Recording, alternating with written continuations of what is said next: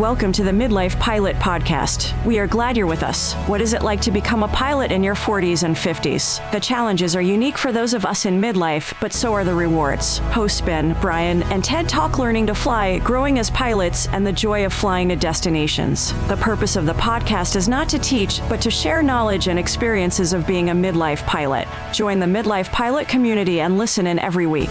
We are not CFIs or particularly intelligent, so if you want to learn how to fly, talk to anyone else other than the hosts of a podcast. Even this intro was too challenging for us, and we used a robot to do it. Okay, checklists are complete. Let's get the show started. Hello and welcome to episode 98 of the Midlife Pilot Podcast. We are glad that you're with us. If you're in the live stream in the chat, we're glad you're here. If you're listening to this in the audio version, thanks for tuning in. This is a podcast where we like to share our experiences and challenges flying in midlife. Whether you're a seasoned pilot, training for private or commercial, or instrument even, just thinking about becoming a pilot or getting into aviation at all. We like to think of this podcast as your aviation companion and your weekly dose of aviation inspiration. My name is Ben, and I am a commercially certificated pilot, have an instrument rating, live in the metro Atlanta area, fly out of McCollum, Romeo Yankee, and I fly a Cessna 182 we like to call the Beast. Joining me this evening, as always, my friends from under the Bachelorette Super Charlie. Yes, in the heart of Music Road, Nashville, Tennessee, flying a Cherokee 180 named Lucy, our friend, Mr. Brian Siskin. Hello, sir.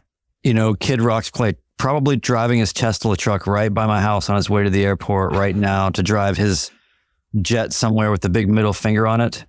So yes, Bachelorette Super Charlie. Things are good here in Nashville.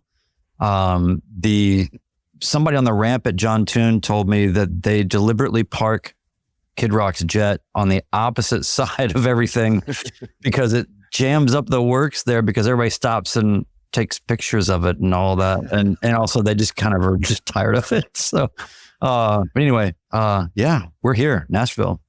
How awesome. You guys doing? Awesome. Joining us from the left coast, Portlandia, flying a flight design CTLS that gets 78 miles to the gallon. Our friend, Ted, flying the Egg.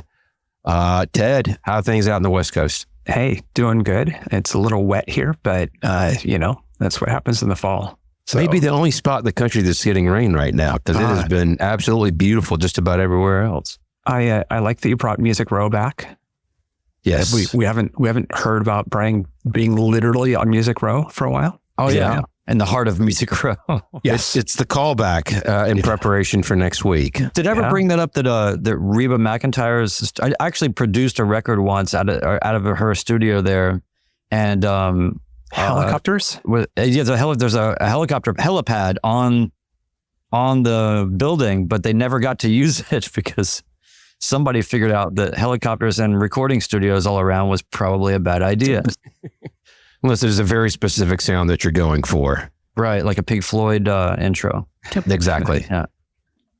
Well, anybody been flying lately? I think the Egg's been up for a little bit, hasn't it? It has, yeah. So I believe since I bought the plane 18 plus months ago, I haven't had a heater at all in it. And the heat shroud, basically the duct coming from the airflow never lined up, and I need to replace it. And I knew that at annual this year in April, I was like, oh man, this is going to be a project. You have to drop the exhaust to do it. So I finally had a day off, and the mechanic had time. So I went over and spent the day, dropping the exhaust just to install a heat shroud. You working with a mechanic? Yeah. Oh, yeah. This is a big step. She, the main mechanic that's working on it, she just finished 8 years in the military, working on the engines of C-17s. And it's like, now you're working on the Rotax, So she said, it's weird being a mechanic, in the Air Force, you specialize in one thing, the engine of a C-17. And then you come into GA and it's like, you're doing everything, right? You're doping fabric, you're working on engines, you're whatever, all the tasks. So that was But really, I mean, C-17 jet engine, Rotax. I mean, is it really tomato? I mean, is it really that big of a difference? yeah, exactly. That's what I said. Yeah, Fuel it looks in, the same. Yeah. exhaust out, money spent. It's all the same. Your plane's Yeah. such a small C-17. Yeah, exactly. Well, technically, everything is a small C-17 in that case. I'll bet you could fly your plane into the back and land in a C-17. Yeah, because it's 30 feet wide. So I bet so. I bet you could do that. Let's call Red Bull, make that happen. So the airport that my mechanic is at is 1 Whiskey 1. I fly out of Troutdale, Tango Delta. They are 4.7 miles apart. Troutdale is a delta, so as soon as you leave the edge of the delta, you're landing. So you ask for a really quick frequency change, so you're not just appearing over the top of the airport. But I warmed the plane up, did the run up, flew over there, the 4.7 miles, got there and realized, you know what? I left the heater shroud back in the hangar. Oh, No, I'd already shut down, so I had to start back up, go through my run up, fly back over, shut down, get it, start back up, do all that. So, but that whole thing took me, 34 minutes from the initial takeoff to the final landing. If I drove, because it involves a river and bridges, it would have taken 30 minutes. So not bad. It's still kind of washed, came out in the wash, but it was just kind of funny, so much for saving time on this. But yeah. how much did the forgetting the heater shroud cost you? In gas, $1.35. Yeah, exactly. Yeah. Now I recorded it, but I can't remember. I think it's about a half gallon each time. So, very little. So $4.50. I stand correct. Yeah, exactly. Yeah. Saturday I went and did something that I've wanted to do the last 2 falls that I've had my ticket and have never done. I went and flew and found the Smiley Face Forest. So it's 300 feet wide. It's just in the middle of a hillside that they logged and replanted. And they said, okay, we're going to plant 2 different species. So in the fall, they change color at different times. And so the smile stays green and the other part starts to turn yellow and then brown. And it'll be a little bit better in a couple of weeks, but there was a difference, but it wasn't a complete difference in color. It's like it was really cool to go find that. Polaroid. Yeah, exactly. Yeah. I just need to shake it a little more. I love how all Brian's references go back to the 70s and 80s. We got Art Bell Polaroids. Spot on. Yeah. That's spot on. So anyway, those are some fun flights. Also on that flight was with a friend, and we were doing some kind of practicing cross country by a paper navlog, which I haven't done in forever, and so it's kind of cool to do that again.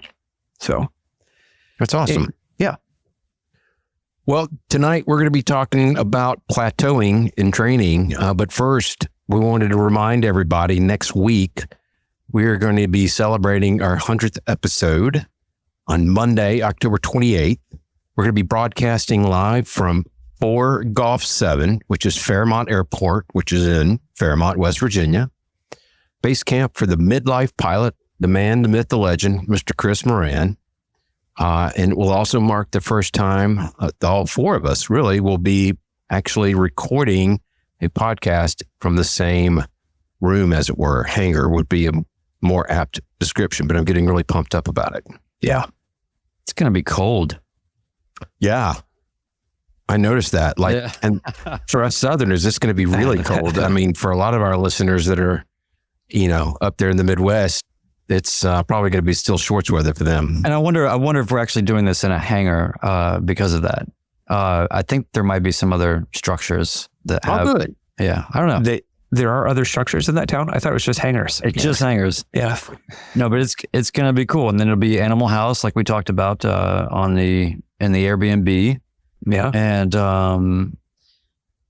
so it's I'm looking forward to it very much. And those who show up to share the moment with us, fantastic. Otherwise, you will hear it. You will see it. We'll have a good video recording of it.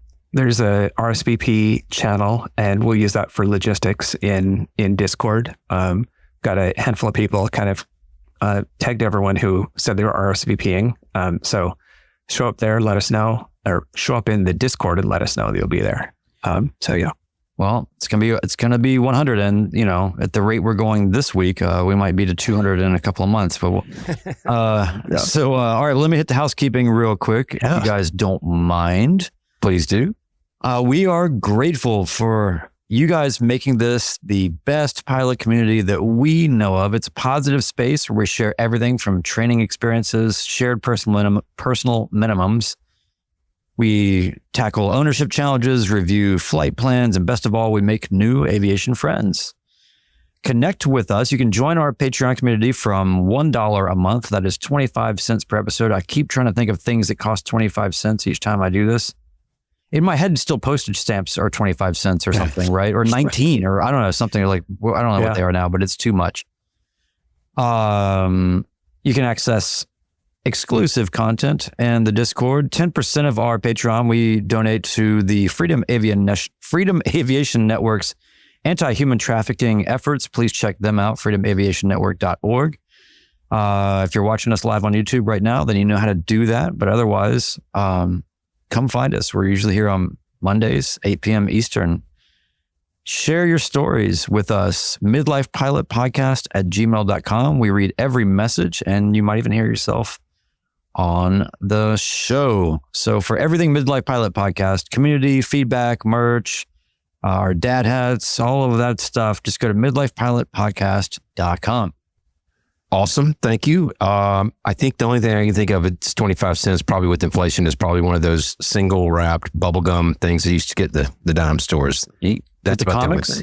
Oh, yeah. No, just the bubblegum. Oh, I was thinking, Double Bubble. Was that Double the name Bubble. of the comic one? But there were, no, these were just single wrapped. I don't know what they were called, but Yeah. we got some new Patreon supporters this week. Ted, do you want to? Yeah. So at the Landomatic level, we have Chase H, and at the Hershey Bar level, we have Tomas K. And nice to see people rolling in. We appreciate that. And speaking of Discord, 3 things that I noticed this week that were being talked about. How and where do you do run-ups when you're at an unknown airport? How do you carry your medical? And we had a member tell us that about their equipment failure during a 6-hour cross country. And that just happened. I think they told that today. So yeah, it's nice. There's enough people going on, on Discord that we get to hear stories that are coming up and kind of everybody's learning and everybody's cool cross countries. it really is amazing. I learn something new all the time. And I love that you can always, if anything, the community is such a great place to just get a second opinion about things.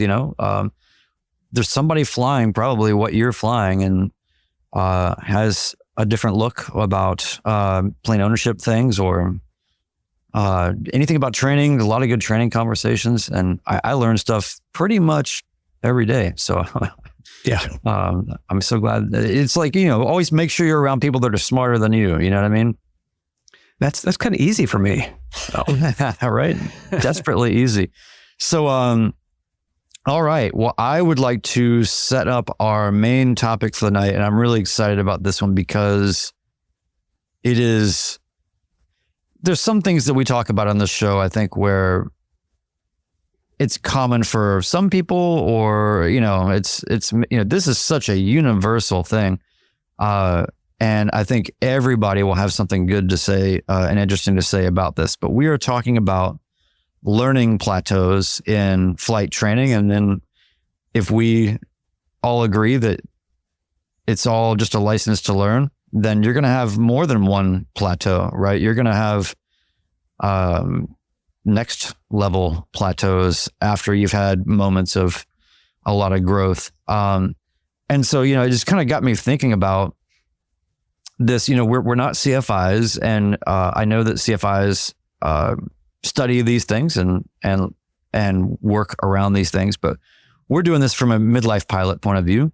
A learning plateau, by definition, is when progress seems to pause despite practice. Would you guys agree? Yeah. Without a doubt. And one of the things that, a sort of metaphor that I've seen that really, I think, automatically starts to turn the negative association of learning plateaus a little bit upside down and in a more positive light. Because, I mean, would you guys agree also that when, it's like, oh, learning plateau, it's this thing that it's this negative thing that you're enduring for some reason, right? It's right. Not the visible part of it is the emotion of feeling stupid and not making progress, and that's the part that we focus on. I think you hit the nail on the head there. It's very frustrating in that you're not making progress, so that's why we automatically view it as a negative. Why am I having to go through this? Yeah, and one of the things that I was reading about was it was talking about in the same way that a seed is planted, that visible growth may stop, but it doesn't mean that growth has stopped. And in fact, what your brain is doing is growing underground. And there's actually a massive amount of growth that's happening that is about to give bloom to a whole new set of things. So it's a normal part of learning. It's not a failure. It's typically right before a breakthrough, where something big's going to happen and you're going to really put a lot of things together. And I think that we all usually experience it in our learning plateaus when we're not just doing obviously in flying, you're never doing just one thing. You don't just have like, today you're just going to hold the throttle or something. You're always doing more than one thing. But when you start to get the combinations of tasks and adding radio and navigation and other things, that can start to reorganize your brain. So I think what's most fascinating to me about it, though, ultimately is kind of the brain science, the neuroscience and the plasticity and those pieces. And while we're not smart enough really to figure those things out, we do know that sleep has a massive role in this. And I think, Ted, you were saying that you had a story around the notion of sleep and plateaus and getting unstuck. I've always been aware of this this concept that you progress by sleeping after learning a task, but I'd never really looked into it too deeply. I noticed it when I was training people how to ride motorcycles, that they come back the second day and be fantastic, relatively speaking. I never thought I really got much better at flying, but I guess I kind of did. But I looked up some of the research on it, and I'll put a link to this one that I especially liked. But basically, they were experimenting, and they were teaching people a new task. They'd teach some people in the morning. They'd have all day, see how they did 12 hours later where they've been awake. They'd sleep, see how they did in the morning again. In another group, they'd do the task. They'd go to sleep. They'd test them again as soon as they wake up from the sleep. And it didn't matter how long somebody was awake after learning the task, they didn't improve. All of the training took place, or all of the learning took place overnight. And they even did like how many hours or does it need and that type of thing. But I love that because it can really set that up. It's not the amount of time that's passed. It is actually the sleep. So maybe that's to say, like, also you can't just will your way through it by just fortitude, right? You have to allow the process to power through it. Yeah. You can't just like, right. Yeah. But, and the whole thing too is that, I kind of, what I'm hearing is it's almost like a fragmented hard drive. And it's like all of the pieces are there, but you need defragmentation time for those, where those data pieces sort of sit to get kind of lined up, you know? I think that may date as well. But I remember watching the graphic of that, where it was like moving things. It was, and it was like the brick game, the Breakout. It reminded me of that. Right. But it does feel like when you're pushing through, taking a break, and we will talk about the different stages of learning here in a second, but I have recently got back on Facebook, and I can't tell how many times in that Facebook group, Student Pilots Over 50, I feel like 1/3 of the comments are about people, or maybe even more, about people hitting plateaus. Yeah. And, having gone through my private, I guess that was 7 years ago, it's easy for me to look back on it. And we're not CFIs, we're not instructors, but through information that we've all been looking up, there's a conscious stage, there's a plateau phase, and it's a mastery stage. As you mentioned earlier, Brian, you're going to hit that plateau. It maybe there's one in 1,000 that don't, but hitting it is natural. And quite frankly, it almost should be congratulated, because your brain is working in such a way that it's putting those pieces together. And then there's going to be a breakthrough. And once you get to that breakthrough, that mastery stage, then things really start to click. And there's a lot of different ways. I remember in my training, steep turns, I just couldn't get it. And then finally, our chief instructor got a towel and he taped it over my dash to force me to look outside. And I broke through, and that changed a lot of different aspects about my training. I spent a lot more time with eyes outside than I did inside. I thought you were going to say that he just tightened it up real tight and then put it around my neck. Put it around your head. Yeah. He probably wanted to very, very badly, or with it, whatever. But yeah. And, once you get through that, once you break through, and I remember responding to people in that Facebook group, you might have to take a break, go get a good night's rest, take a breather, whatever, but you're going to get through it. And once you do, you're going to come out stronger on the other end. I don't know about you, but my instinct when that's happening to me is to try to power through it. It's okay, having trouble landing, I'm going to try a lot harder. Right. And it's like, I know that that's counterproductive, but that's just what my brain wants to do. I think that's human nature. I think that's what we want to do, especially in flight training. We're a bunch of type A people. We think we can just, and especially as midlifers, we think we can just push through and get it done, but it's never quite that simple. Yeah. It's not a TPS report. Brian, did you have any plateaus that you remember? Pretty much my entire life is one contiguous plateau.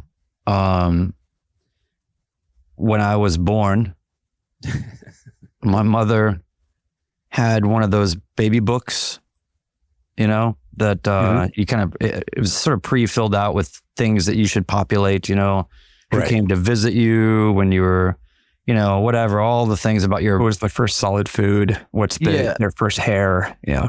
But even like this is, but it starts off like at the beginning, right? Yeah. So it starts off at my first hour. And I didn't know you were logging your life. Oh yeah, I was logging. You got a Hobbs on your body. Yeah. Yeah. So I was about 14 and I was going through the bookshelf in the house and I saw this book and I pulled it out, and that's really the age. I don't know if Ben, your kids were like this, but it seemed like that's the age where kids start to kind of become interested in, I don't know, their origins or something. They start to reflect back a little bit and think maybe, I don't know, I want to know more about, I don't know, what was it like to have me as I don't know, whatever. And so I pull this thing out. I go to the first, I've got a picture of this. I will send it to you. This is not a lie. I go to the first page. It says, describe in one word what you think of your new baby, and then you write in like boy. And then there's one line, and my mom wrote, ugly.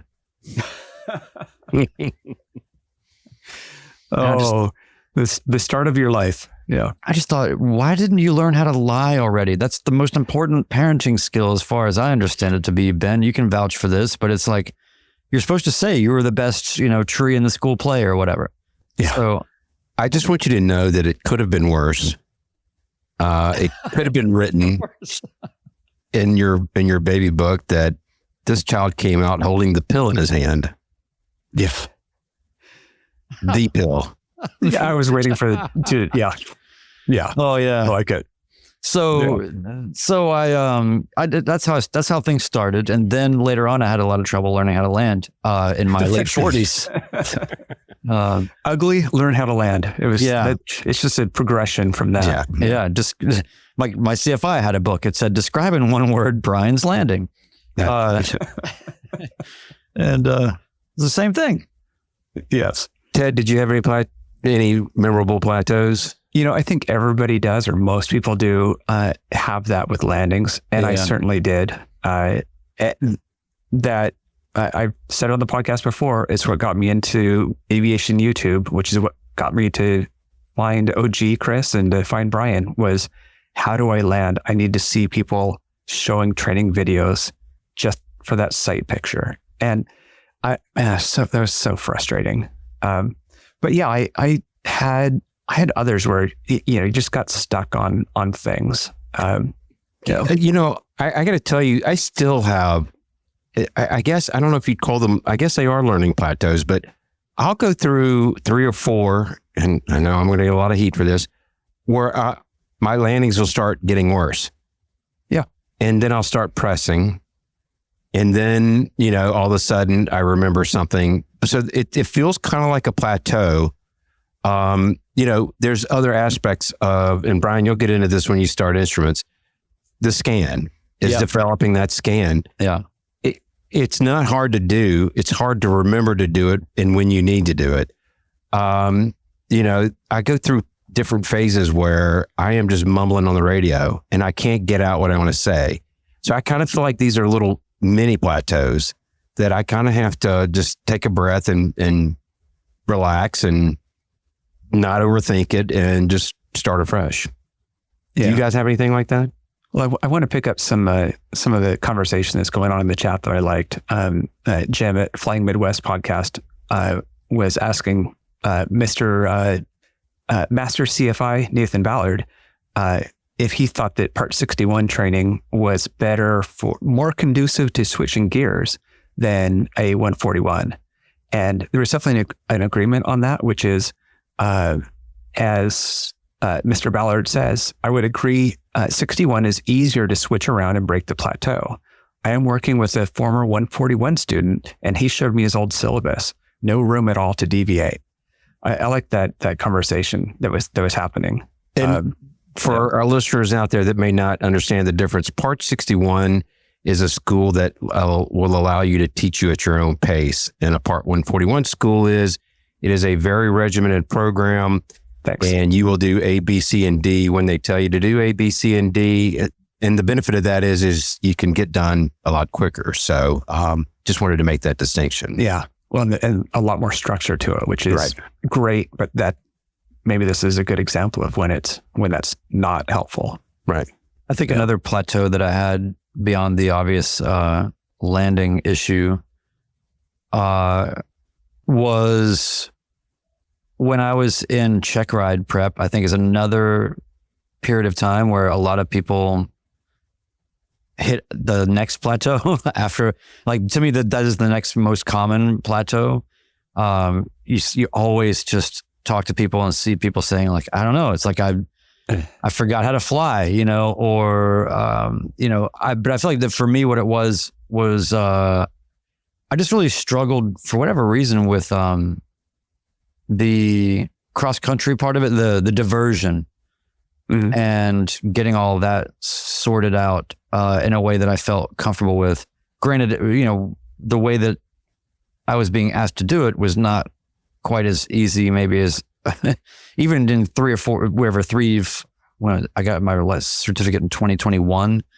So a little over 3 years, but I think that a lot of people have already started to just fully let people use their, even if they had take off ownership or whatever, they still have, I was trying to get everything on paper all nice and neat. And I think I even told the story once where it was like, I was struggling with it the day before. And those check ride prep flights are expensive. They're long, they're stressful. I don't know, at least it was for me. It wasn't fun. It was more like I was already giving myself the check ride beat down psychologically. And And, but I just remember going, having a really bad day the day before, 2 days before.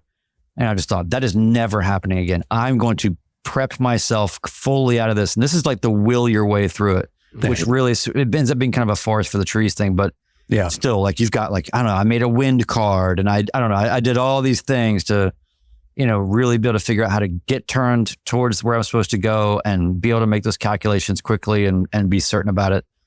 And I'll never forget that I was like, okay, I'm having trouble with this. I'm so frustrated. My instructor, I think, was frustrated with me. And I was like, this is the day where this is going to get resolved. Take off in a 172.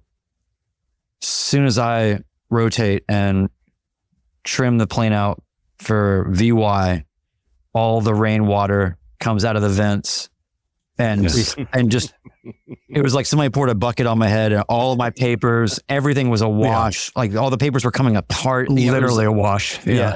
It wasn't like I got a little soaked. I mean, I got completely drenched, and everything that I had was gone.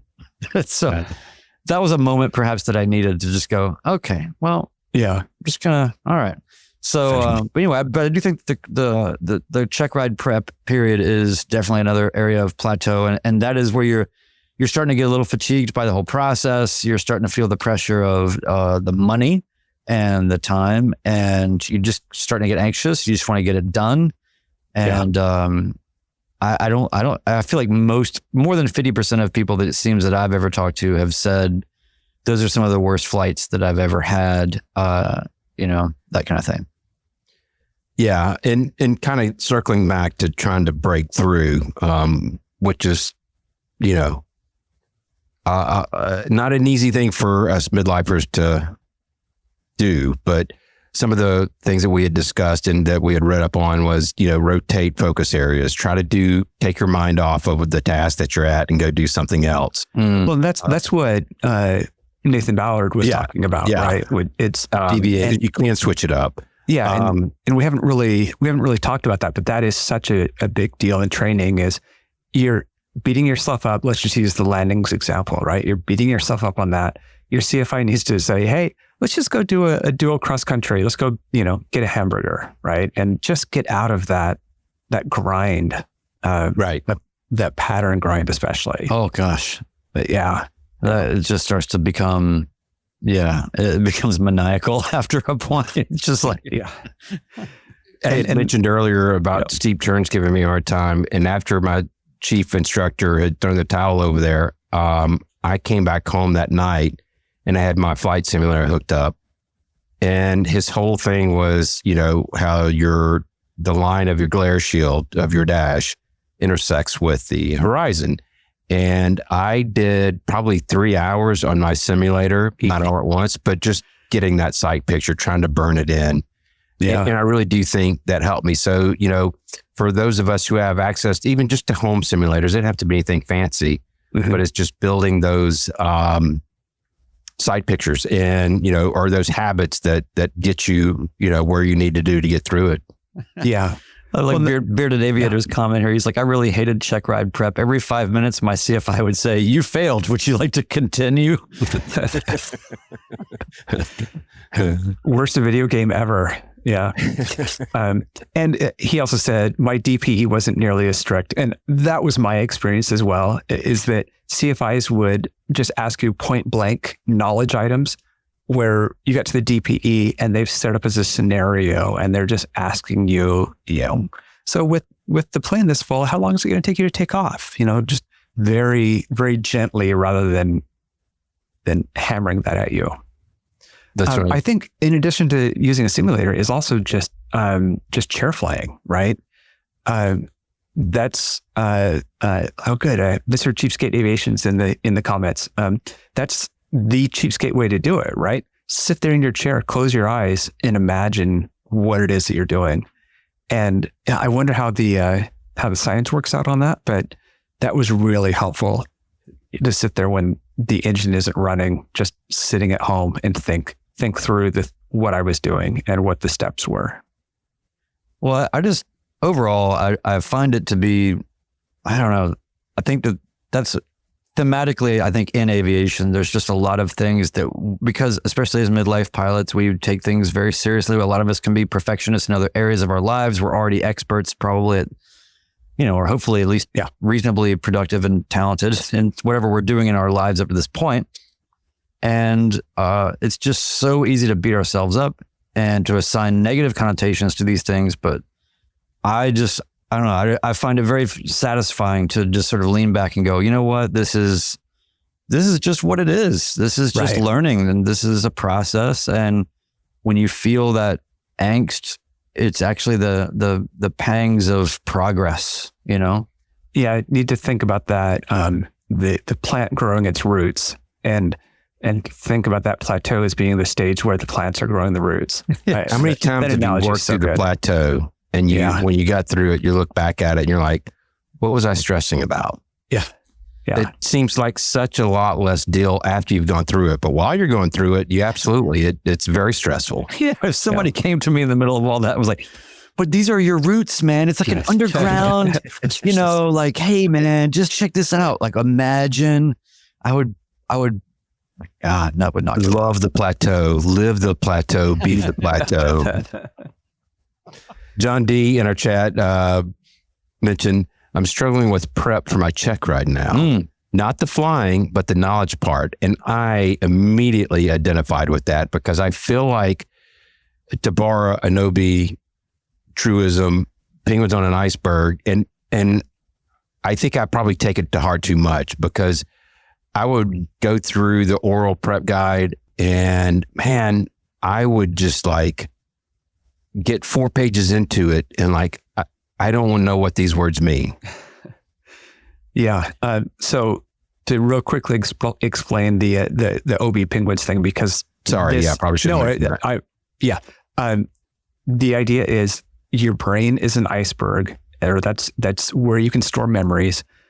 The memories are the penguins on the iceberg. There's only so much room for the penguins. And when one goes on, more are going to fall off. I felt that way. I was pretty strict about it in my training that I wasn't going to be able to remember everything. And it took a lot to think, I can't memorize everything that you have to know for, in my case, the sport check ride, right? That there's things you need to know, but not everything. Yeah. So John D, can we pull up some of his comments here? Because I really want to figure out how we can real quickly, throw some help in there, because if you're, if you're here, okay. So he says, I just listened to the binder episode. I'll be going to the link with the binder resources. Okay. So that's great. Stepping back from it a minute, maybe we all can offer John, everybody in the chat and all of us, let's take a step back and see what we can do to help John here. But, when it comes to the check ride knowledge, the binder is a great thing because it just gives you, I don't know, in a weird way, like something to do that is creating a physical artifact of the places where this knowledge exists. And honestly, I just found that to be kind of comforting to just go, well, whatever I'm going to be asked about, it's only going to exist within this sphere. So even though it's a lot of things, it's just these books and this stuff. Like I can lay it out and it's only going to be this. And so you can already start to, I don't know, put some containers in your brain around because it feels like it's just imminent in anything and memorizing everything. And it's definitely not that. I will say that the number one thing that I did to help me with that part of the process, there were two things. One was, if you can get the gouge on your DPE and really get a sense of somebody who's done a recent check ride with them, what did they ask? How did they go about it? Yeah. I was lucky enough, and I know a lot of us are able to be lucky enough to get the gouge on your DPE. And if you can do that, it feels like you have a leg up and it feels like you have a chance, because you kind of, most of what is causing you the anxiety and the inability to pick this stuff up and keep it in your brain is because just the anxiety of it. So get the gouge on your DPE. And then the other thing would be, and this is, I don't know, kind of a goofy thing, but I took a picture of the airplane that I was going to be flying, and I made a Word document, a Google Doc or whatever, and I put that picture there. And then I created a table in a Google Doc that had all of its, inspection dates and, all of the things that you're going to be asked, like, what is it that you really need? Go ahead and just do that for the plane that you're actually going to be flying, and actually have it on a paper, so that then when they say, well, when it's, I don't know, I kind of forget now, but it's like when it's, 2 years and 23 hours past the 31st day of the first month of the, when they start getting on all that kind of stuff, right? You can just look at, instead of thinking about it as like, I'm going to go look at this regulation, you can just look at the one sheet that you made for the plane that you're flying. Because I just said, last whatever PITO inspection was this, the next one due here. Right. And then that's 2 years. Okay. Or whatever it is. Is it 2 years? I hope it's 2 years. Yes. Okay. Thank God. Okay. Nobody should ever take anything we say that seriously. So no. Yeah. If we say something specific, just walk away. Yeah. Just put your hands over your ears and pretend like you didn't hear it. Earmuffs. Yes. Earmuffs. Yeah. So those are the things that I can think of right away, is get the gouge and create a one pager of your plane with all of the specs and the things that you have to have. And then you won't be thinking about all of that kind of piddly stuff. And you can really, it's more like, how do you make it real world? So I agree with that. Jim from the Flying Midwest podcast is in our chat. And I was going to say something to this effect. Plateauing on the knowledge thing, you don't have to memorize everything. I felt like that I did. And a lot of people tab their FARs, and, it's learning where the information is and knowing how to access it. To me, I spent more time doing that.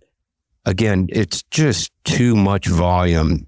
There's just too much for you to have it all memorized. Knowing where to find certain things, maybe memorizing the chapters, and not the chapters, but what I'm trying to say is just getting yourself familiar where to find the information that you need is a great first step, I think.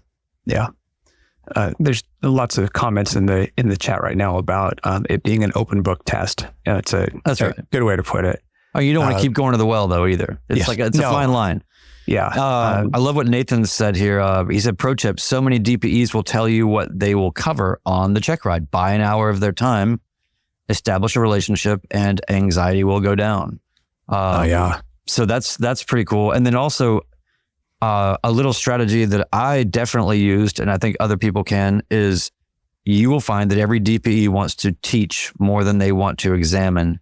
Yes. And they are hungry for any opportunity to springboard off of anything that you're talking about to get into an expository conversation that is learning focused. And so if you find yourself in the oral examination to just kind of be feeling like you're freezing up a little bit, or you need to create a diversion or whatever it is, mental diversion. But if you just need to, if you feel like you need to buy yourself some cognitive time, answer the question with a question, Yeah. And even if it's something where it's like, I find that, by the way, before I answer that, I think it's really interesting that X, Y, and Z because A, B, and C, what do you think about that? And then they will go on for 11 minutes about that one thing and forget that they even asked you.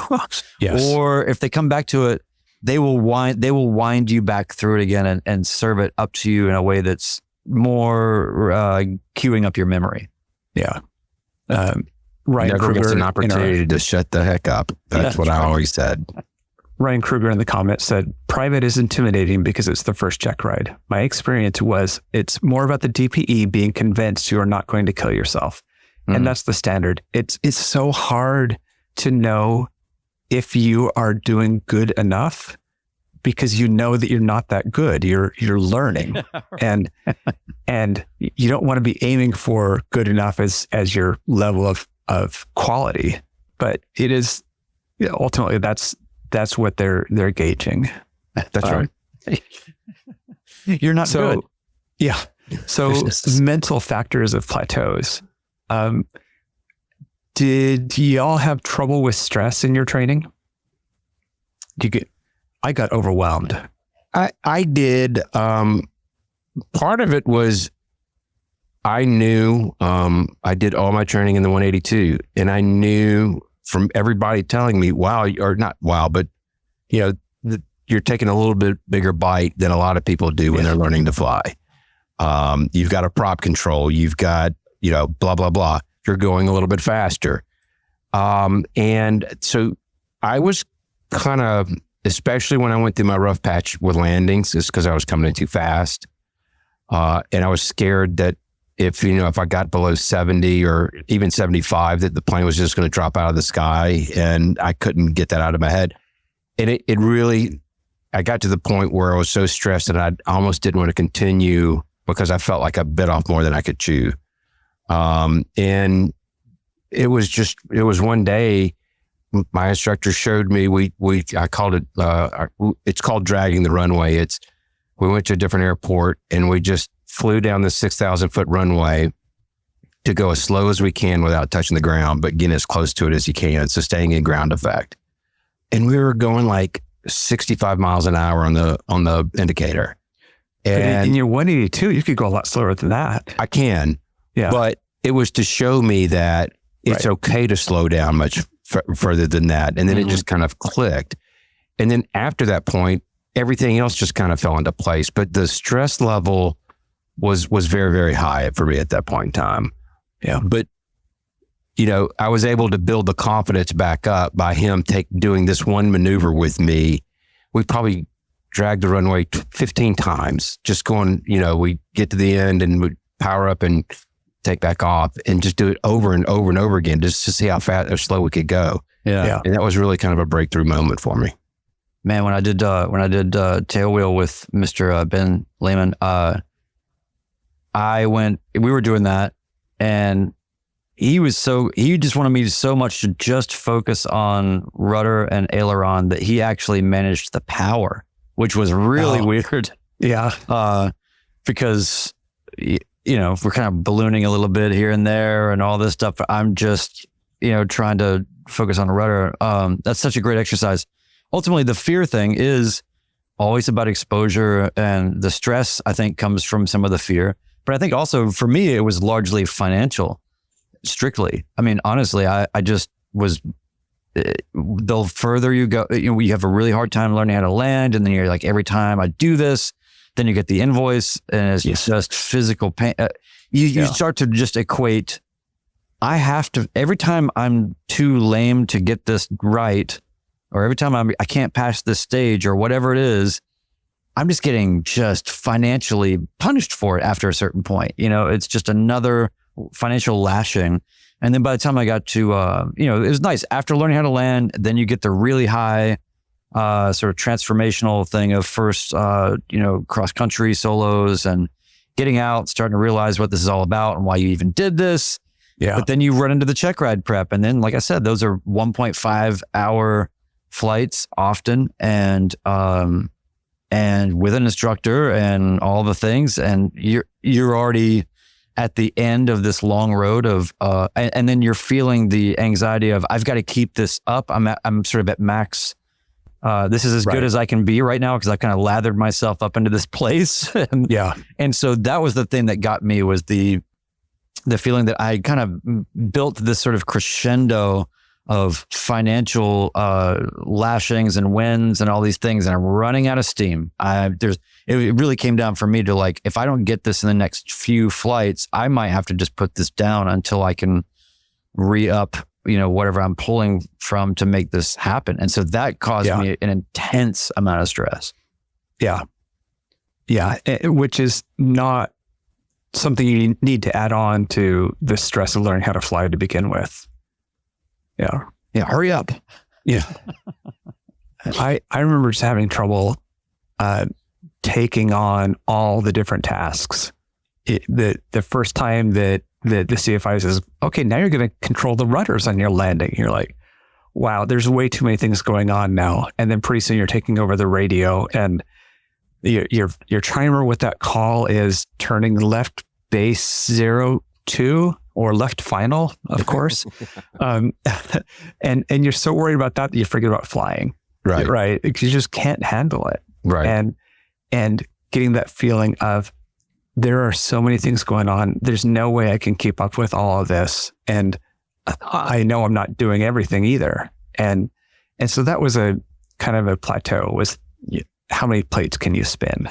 So I remember that being a problem. I wanted to hit one more comment from John D. I've got one up on the screen, but the one he said before this was, Ben, I so understand that stress you mentioned. I wondered if I would be able to continue when I got scared for no reason after doing a solo by myself to another training airport. And then he followed up, and this is the real point that I wanted to make. I had to force myself to keep doing it because it wasn't really rational. I was all in my head for a bit. Yeah. And I think that really encapsulates a lot of what happens to us. We get inside our own heads. Yeah. And if we can take a step back and recognize that, that's a great way, I think, to push through some of these plateaus that we experience. Yeah. Yeah. It's so hard to learn and to gauge if you're doing all right. And we've talked about it a lot, but we're not used to failure. We're used to mastering what it is we do, because we've kind of given up everything else that we're not good at in life. Right. And so then you take this on and all of a sudden it's like, oh yeah, that's right. I remember having to learn things and being terrible at them. Yeah. The stakes are a little different too, you know? Yeah. It's, right. Not a lot. They're a lot different. I have to put one more comment up here because it's maybe my favorite. Bearded Aviator. Drug addiction is cheaper than flight training. Sure. There's been a lot of discussions about how much DPs are charging now these days. And I thought that was spot on. So they're kind of like the dealers. They are. Yeah. Yeah, exactly. Yeah. I remember when I didn't really know a lot of things, I guess, but once I even found out that was okay, you go to a DPE to do a check ride. Okay, well, and then you got to pay for that, because I was trying to figure out what stuff might cost. And then I saw what DPs were getting, and I just thought, wait, and they do these once every day, twice a day? Or what do they do? Right. The good ones maybe do once a day. The not as good ones do twice a day. Yeah. And so I remember just looking it up, like, well, why don't I just do that? That seems like a sweet gig, right? Yeah. And then you look at what it takes to become a DP, and it's a lot. Yeah. It's not easy. Yeah. Nope. Very cool. Anything else that you feel like we need to cover on this topic? No. I think just a good way to underline it is, don't expect perfection, right? This is a process. Sometimes you're going to be making forward progress. Sometimes you're going to stay the same. Sometimes you're going to go backward, like we do on our landings. But it's forward progress on the large scale. If you take a step back and look at the big picture, absolutely. Yeah. Hitting a plateau is just part of the process. So embrace it. Yeah. One thing I'd like you to do, maybe Ben, for another episode, is to generally around this kind of topic, but get really into the specifics of instrument training and those things, so that it's essentially like making me an audio tape that's like a self-healing, turn, twist, time, talk. Yes. And have some, the healing music in the background. It's just a scan. It's just a scan. You got a little pan flute and cymbals. Yeah. Well, yeah. Attitude indicator. Hey, Ted. Yes. Did you ever, I forget, did we ask you if you have any advice for us? So you're the only one that's landed at 4 Golf 7. We're all about to go there. So, it wasn't terrible. I was able to do it when I was in my early hundreds of hours. Yeah. So, is that why you're asking? It's up on a little plateau. So. Well, no, that wasn't what I was asking, but I'm super excited about it.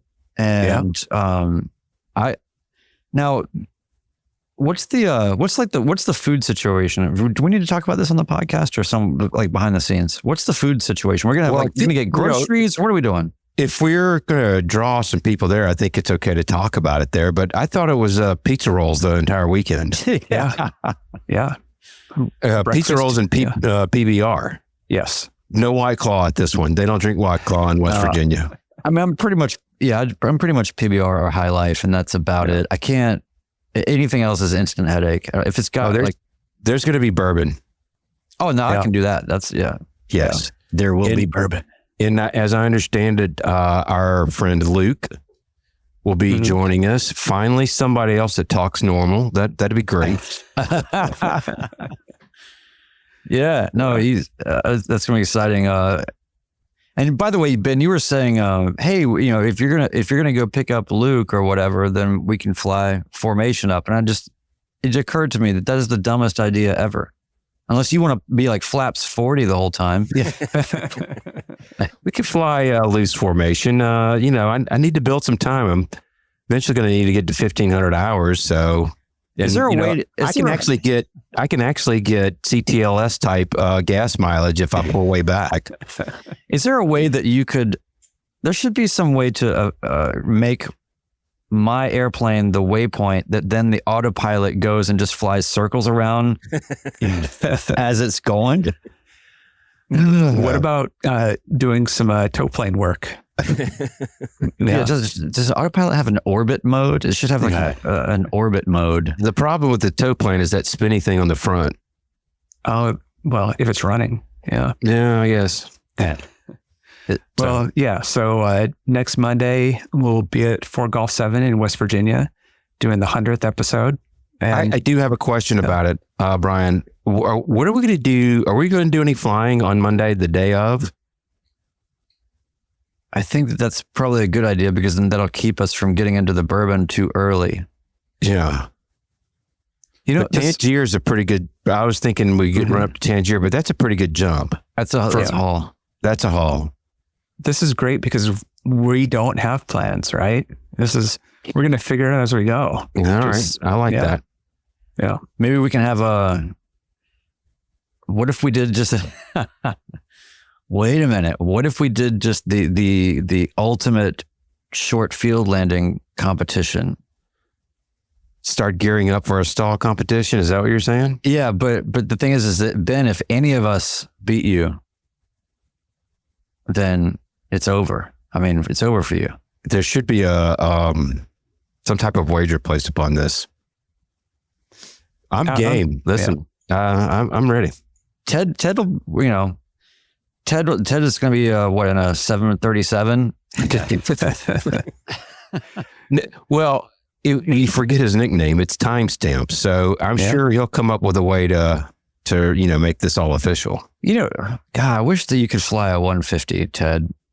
Or a 140. Yeah. Yeah. It's just like, come on, Yeah. What's wrong with?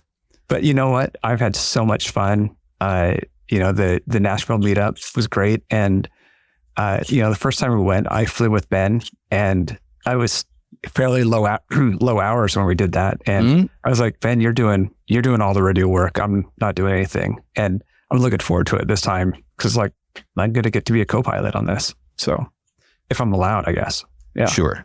We'll work something out. Yeah. Very cool, gentlemen. Well, thank you to everybody in the chat. It's been very lively tonight. It's really good to see everybody. We appreciate your participation. For those listening, thank you for tuning in. So that will wrap it up for episode 98 of the Midlife Pilot Podcast. Good night, everybody.